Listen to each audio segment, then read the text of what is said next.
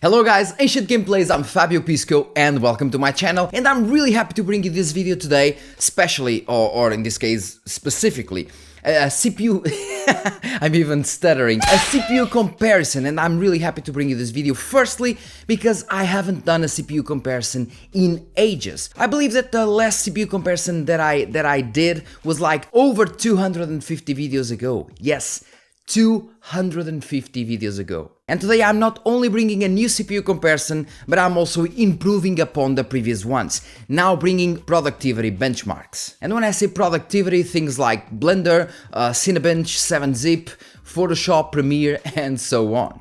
They're of course along the usual gaming benchmarks. As for the GPU, I'm using the RX 7900 XTX because lots of people are comparing CPUs with Nvidia cards, and I wanted to keep comparing mine with AMD ones. In this case, the XTX, which in terms of rasterization is a bit above the 4080 Super, so I believe it is still more than sufficient, testing at 1080p. And you might say, well, but why 1080p? That doesn't make sense. Nobody is getting an XTX to test at 1080p or to game at 1080p. Yeah, but you want to get rid of the GPU bottleneck, and you kind of want to make the CPU the bottleneck in order to see which CPU gives more FPS. Because if, for example, all the three CPUs can give 100 FPS, but your GPU can only give 60. With the three CPUs, the FPS will be exactly the same, apart maybe from the 1% lows, because the GPU is the bottleneck and all of them can deliver 60. So you really want to make a strong GPU go at 1080p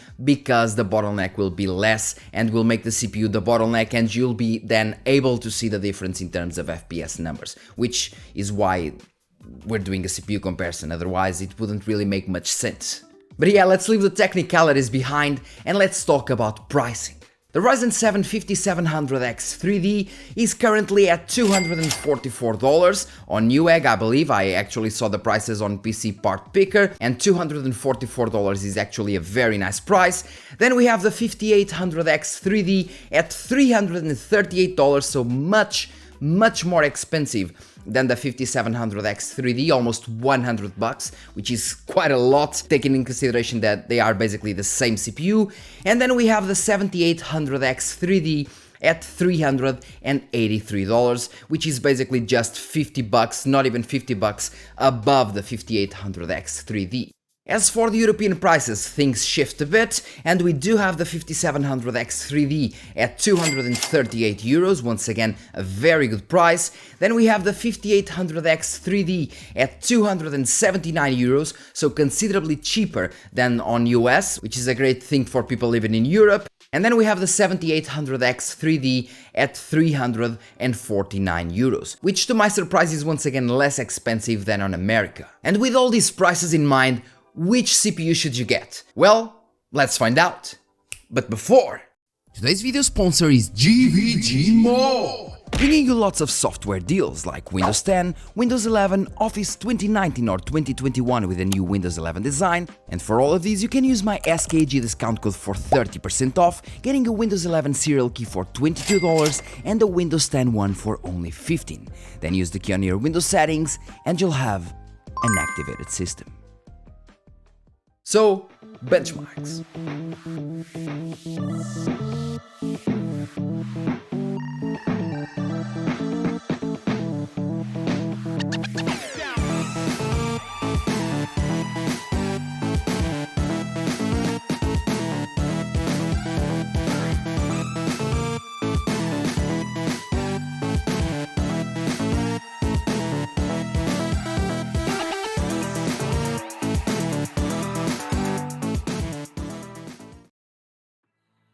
For this video, I am glad to finally bring you some productivity workloads, starting with Photoshop. And it seems Photoshop doesn't really take much advantage from cache, from what I've tested so far at least, as the results are merely due to a small IPC and frequency increase, with the 7800X 3D being only 20% faster than the 5800X 3D. And the same seems to apply to Premiere Pro, as the differences are quite small, where the 5800X 3D is only 7% faster than the 5700X 3D, once again due to the higher clock speeds, But at the same time, it is much more expensive, with the 7800X 3D now being only 12% faster than the 5800X 3D, which is quite disappointing. As for Blender, tweaking the timings and subtimings on the RAM made absolutely nothing that doesn't count as margin of error, with the 7800X 3D now being 25% faster than the 5800X 3D and 35% faster than the 5700X 3D, which is a good margin in terms of non-gaming scenarios, it seems, possibly due to the increased L2 cache and clock frequency. With Cinebench, we can start with the increase of single-core performance, for example, with the 5800X 3D being 9% faster than the 5700X 3D due to the higher base and boost frequencies, and the 7800X 3D being 19% faster than the 5800X 3D, also due to the higher base and boost frequencies, but with improvements done on Zen 4 as well. In terms of multi-core performance though, the differences in between the 2 Zen 3 CPUs come down to 6%, and the difference in between the 7800X 3D and 5800X 3D goes up to 26%, showing that in this scenario, the multi-core advantage is bigger than the single-core one. And the last productivity benchmark is 7-zip. This is another interesting case scenario to show some good points of Zen 4 versus Zen 3, as we have the 7800X 3D 12% faster in decompression, but 34% faster in compression, meaning that the architectural changes made with Zen 4 benefit a lot more the compression process, which in my opinion is actually interesting to see. Let's now dive into the gaming benchmarks.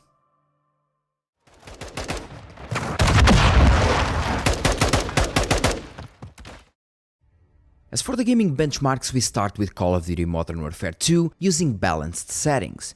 As you can see, we might reach a GPU bottleneck here, as the 7800X 3D is only slightly faster than the 5800X 3D, and is the only CPU that gets almost no performance boost from the improved frequency or timings. Still, the higher frequency on the 5800X 3D gives us 36 average FPS over the 5700X 3D.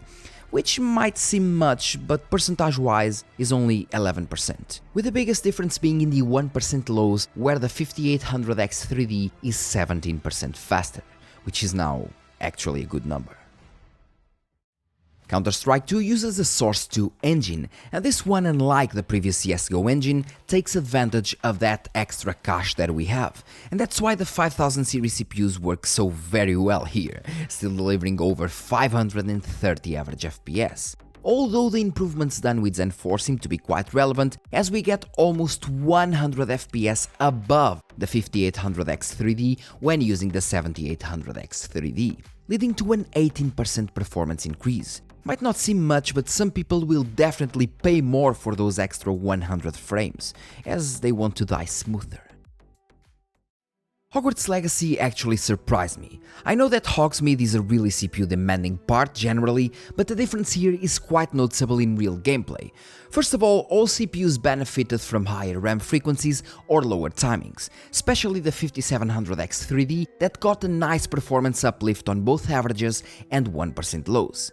In here, the 5800X 3D is only 7% faster, but the 7800X 3D is 19% faster than the 5800X 3D in the averages and 25% faster in the 1% lows.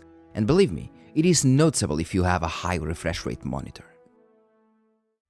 As for Microsoft Flight Simulator, it is another case where the cache is just a major player. I can tell you, for example, that the 7700X delivers the same FPS as the 5800X 3D while having double the L2 cache and 1 GHz more of frequency, and of course while using Zen 4 architecture, while the 7800X 3D outperforms the 5800X 3D by 21%. And for people using higher refresh rate panels, going from 160 to 200 FPS makes a lot of difference in terms of smoothness. But if you want to go cheaper, even the 5700X 3D delivers very good results here.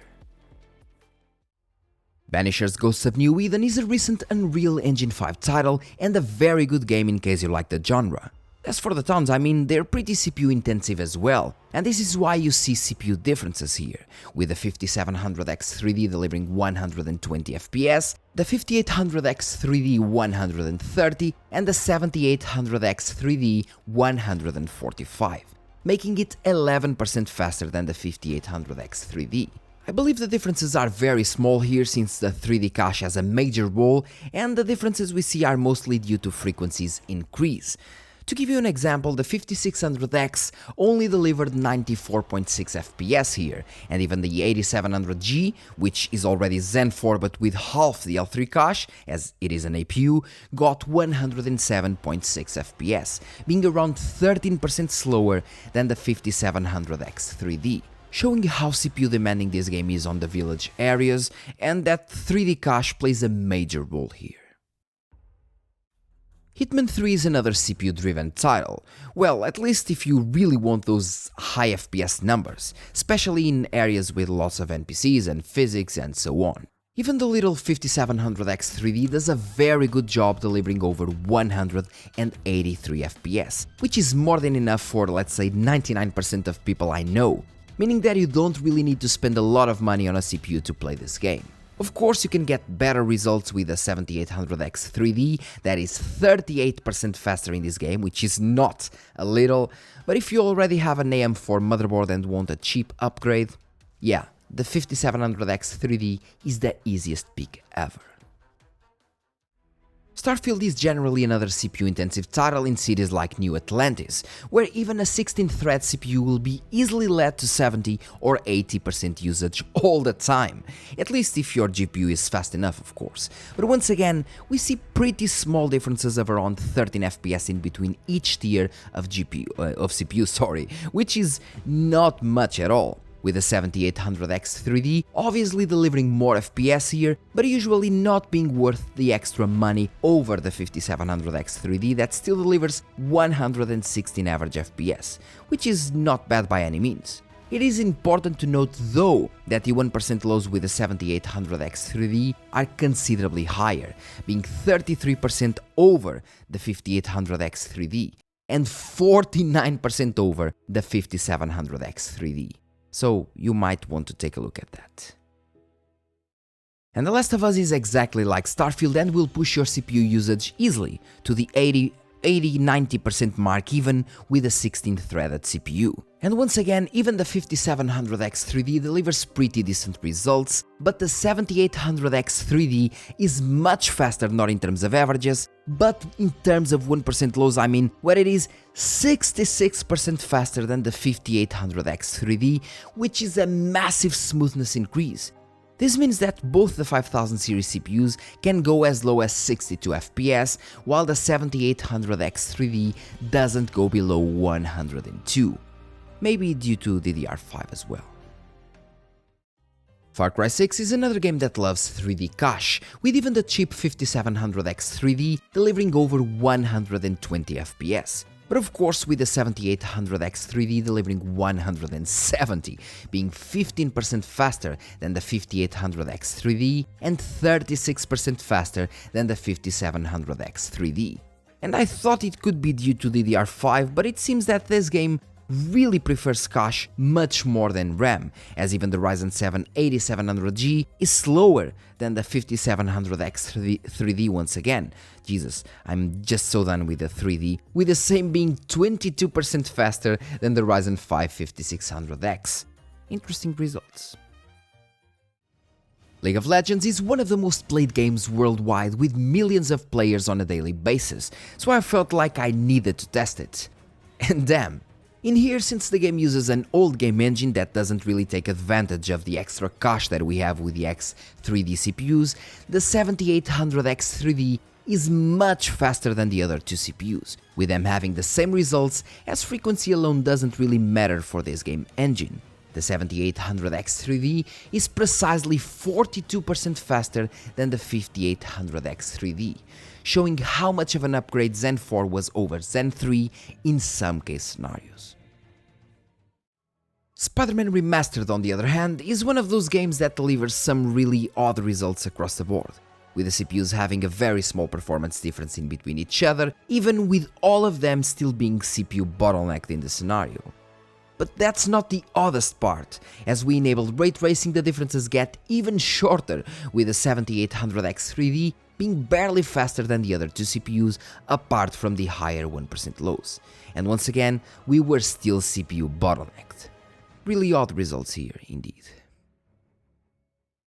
And to finish the benchmarks, we have Total Warhammer 3, that to my surprise, even in the battle benchmark, is GPU bottlenecked, which leads all CPUs to deliver results inside the margin of error. And this is actually a good time to explain people how CPU bottlenecks work, because this is how. If your GPU can deliver, let's say, 200 FPS in a specific scenario, as long as all the CPUs tested can deliver those same 200 FPS, the differences will be almost zero, with only slight variations in the 1% lows, as we can see here with a 5700X 3D, for example. Meaning that you'll only see differences here if the CPUs cannot deliver the same FPS as the GPU.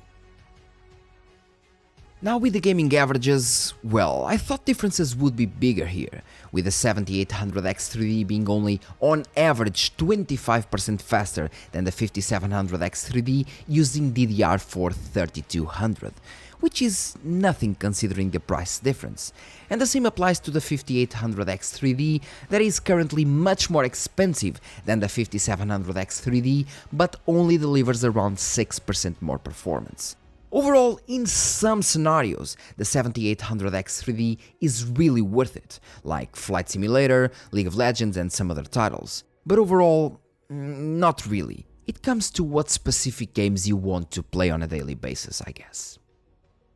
And just to finish, we have the power draw measured when using Cinebench R24. The grey bar is the idle power draw, the orange one is the single core power draw, and the black one is the multi-core power draw. Interesting how the 5700X 3D consumes less on idle, around the same in single core, but less when doing multi-core workloads, and that's due to having lower frequency as well. As for the 7800X 3D, it is indeed a major step up over the 5800X 3D if we count performance per watt, as it consumes the same power in idle and single core, but consumes only a bit more than the 5700X 3D in multi-core, while of course delivering much higher results, being in this case a win-win situation. Let's now move to the final thoughts.